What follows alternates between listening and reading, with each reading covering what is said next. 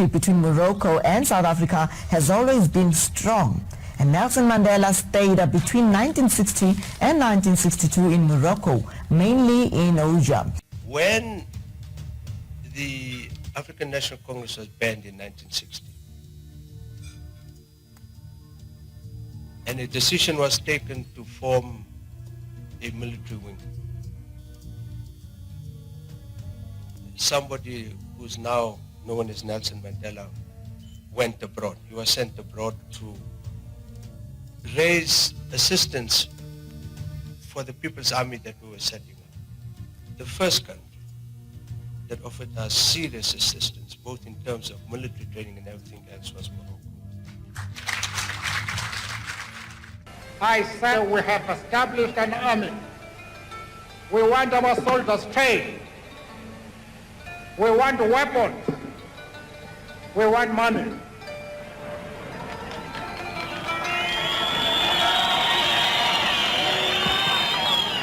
He received pioneer political and financial support and military training. He said, get your men to Dar es Salaam. I will send a plane to bring them to my country, and I will train the soldiers.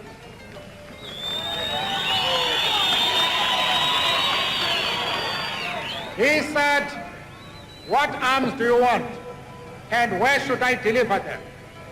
I gave him details, and I said, deliver them to Dar es Salaam. In his inauguration speech of the first democratic government in 1994, Mandela praised the late King Hassan II for his financial and military support to the ANC fighters. And however, Morocco was the first foreign supporter to hand over arms to Mandela's organization.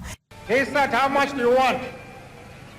I said, I want 5,000 British pounds. Those days, 1,000 pounds was something like $1 million today. He said, you come back here tomorrow. I returned. He had said I should be there at 9, I was there at 8. And he said, here is the 5,000 that you want. I want no record. I want you to go and deposit this money in your bank in London. Then he asked the question, do you still want to see His Majesty the King? I say, no, I don't.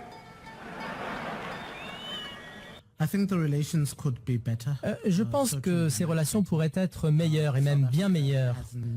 Les médias occidentaux et leur propagande ont également accentué cette tension. Les médias algériens aussi, et je le dis parce que je suis moi-même journaliste et rédacteur en chef. Mes collègues en Algérie n'ont pas joué en faveur du continent et du reste du monde avec leurs publications sur le Maroc. Regarding Morocco. This is Dr. Al-Khatib from the Kingdom of Morocco. I want you to give him another cheer.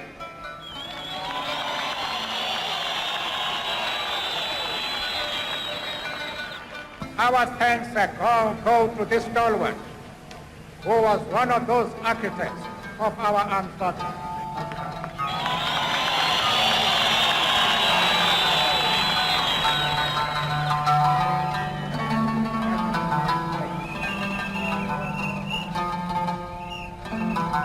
His Majesty late King Mohammed V, and after His Majesty late King Hassan II have spared no effort to initiate, strengthen, and elevate this African unity from a dream to reality. It is also important to mention that Morocco, Egypt are founding countries of the African Union.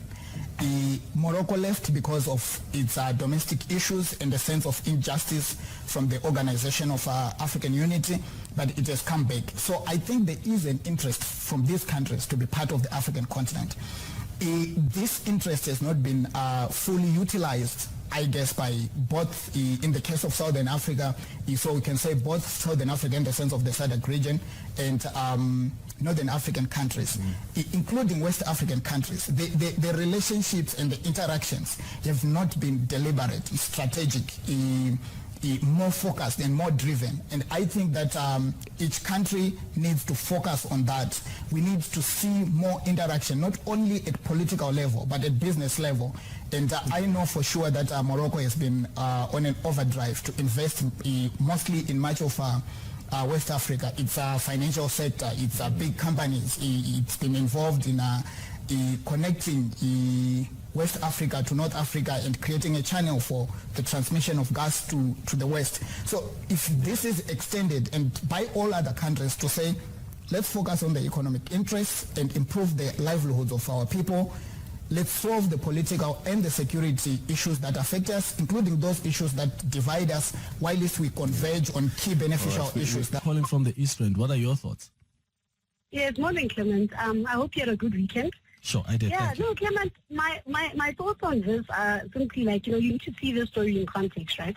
So apparently, I recently read somewhere now that apparently during apartheid days, ANC used to receive money from the Polisario Front. They used to get money. So when they then became the government, this is why they took this stance of like self-determination and everything, because they were actually directly being funded by these people, right?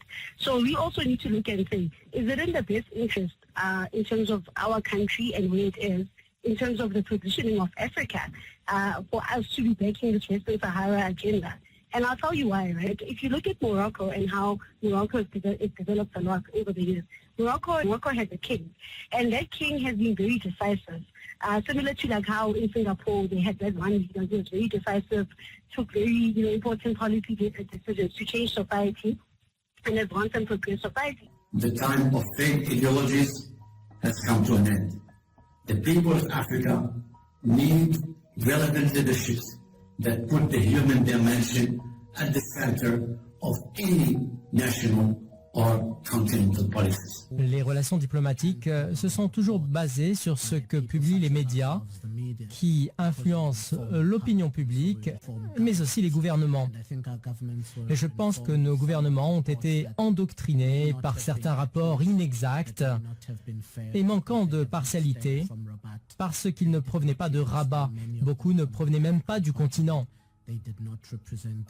Je pense donc que ces relations bilatérales ont été intoxiquées par cette désinformation. Et les choses se sont améliorées. Nous avons désormais un ambassadeur sud-africain à Rabat, ce qui est prometteur.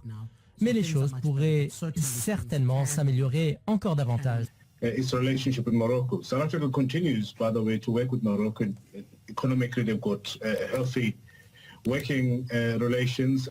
A relationship, diplomatic relationship with Morocco, and the economic relationship which continues to improve. So I think it's almost like it's a wider battle to do with that, where now MK is trying to say that if the Polisario Front is already aligned with the ANC, what's the point?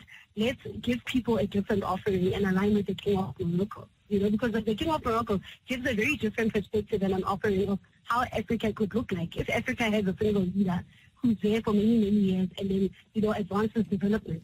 Versus having these democratic elections, which sometimes they're sabotaged by people and they're sabotaged by NGOs and foreign elements. So it's almost like, I feel like Africa now, we're at such an interesting point in terms of where do we want to go in terms of our development as citizens, because we've had 30 years of ANC rule, right? And ANC's foreign policy, if you look at it, hasn't always been coherent, Clement. Let's be honest. It's always been very all over the show, and it's always sort of being very inconsistent with who are they bedfellows with. So, for instance, I'll give you an example. We are with America, but yet we're not with America. Right, so they're with America in certain aspects, but other aspects they deviate and they're not with America. So this almost like middle of the road foreign policy has also brought about a lot of confusion, and that's why you see now it's almost like I think it's coming to a head where the world is moving to a point where either you're with this person or you're not with this person. You can't be middle of the road. Yeah, got it. Koketso in the Eastern. Thank you. Morocco, you've said it. It's an incredible development with 12 very high-speed trains, which are a wonderful success. The first very high-speed train in Africa, that's in Morocco. Now we just signed a new tranche, a new batch for the extension of the very high-speed network. We also have a factory there for notably cabling, transformers, and components, which are exporting components for all European business, so from Morocco. So Morocco is growing extremely fast. The Football World Cup 2030 is an accelerator, no question on that. The Kingdom of Morocco will continue to place its core ambition at the heart of its priorities. His Majesty King Mohammed VI's leadership has made the emergence of Africa not a mere perspective, but a concrete objective, part of a global strategy, inclusive vision, and responsible approach. Is the Western Sahrawi question solvable? Yeah, I think it's solvable. I think that for me, secession, which is proposed as a solution by other actors, can be a problem. If you look at South Sudan, you'll understand what I mean. The war, which was initially a domestic conflict, resulted in a split after a referendum. But that referendum did not solve the South Sudan issue. The Sahrawi Republic is a small strip. It might have a strategic value, but I think that the major solution is more good governance, more inclusive governance, instead of continuously breaking African states and fragmenting them. So a more collaborative, pluralist, inclusive approach, it can eventually deal with this situation in a permanent way, but also providing for the economic needs of the people. And I think these are issues that are being addressed. All right, Gideon Titango, we're going to have to leave it there. Unfortunately, we're running out of time. But thanks very much, as always, for your insights on issues on the continent. I'm sure we'll pick another country and another issue in the near future. Thanks so much for your time. Thank you. Il y a des conflits de voisinage alimentés par certains pays qui ne veulent pas voir leurs voisins prospérer et qui, contre eux, abritent et soutiennent des groupes rebelles pour servir des intérêts inavouables. Ils veulent que le reste du monde regarde de haut le Maroc ou l'Afrique du Sud. Il y a aussi de la jalousie. Nous avons besoin de renforcer les liens diplomatiques pour encourager la solidarité et la fraternité. Nous avons besoin de renforcer les relations économiques en les facilitant. Si vous regardez les ports, par exemple, le Maroc dispose du plus grand port d'Afrique. Une ligne directe entre le Maroc et l'Afrique du Sud aurait beaucoup de retombées bénéfiques. Nous partageons des intérêts touristiques communs. Le Maroc, comme l'Afrique du Sud, compte de belles montagnes et de belles plages. Il y a aussi notre capacité d'ingénierie. Les deux pays ont beaucoup en commun. Nous pouvons travailler ensemble pour développer les relations bilatérales et cela nécessite des visites régulières dans les deux sens. Cela implique aussi la nécessité d'ignorer toutes sortes de propagandes qui, à mon sens, ont joué en défaveur des intérêts de nos deux pays. When Louise and I traveled to the magical kingdom of Morocco many years ago, we were unaware how deeply this gentle, colourful culture would become rooted in our lives.